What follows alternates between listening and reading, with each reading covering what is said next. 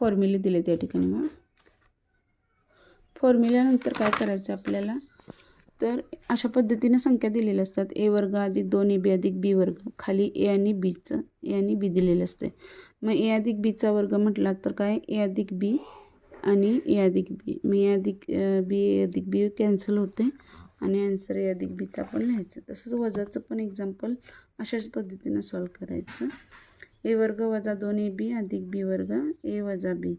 मग या ठिकाणी पण ए वजा बीचा वर्ग ए वजा बी आणि त्या ठिकाणी अशा पद्धतीने सॉल्व करायचं. छेदाची बेरीज करायची, वजाबाकी करायची.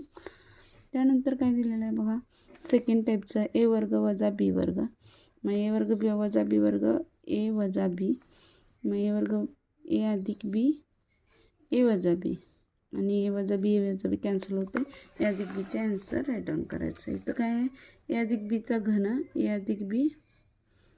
मग हे कॅन्सल झाल्यानंतर वर्ग काय असेल ते आन्सर आलं. अशाच पद्धतीने सेम आता इकडचं आहे बघा, ए घन अधिक बी घन ए वर्ग वजा ए बी अधिक बी वर्ग ए घन अधिक बी घन. मग या ठिकाणी काय येते बघा, ए अधिक बी ए वर्ग वजा ए बी अधिक बी वर्ग आणि आन्सर येतं याचं 2 कॅन्सल होऊन ए अधिक बीचा घन. 7 आन्सर येते. आता लास्ट वन मस्त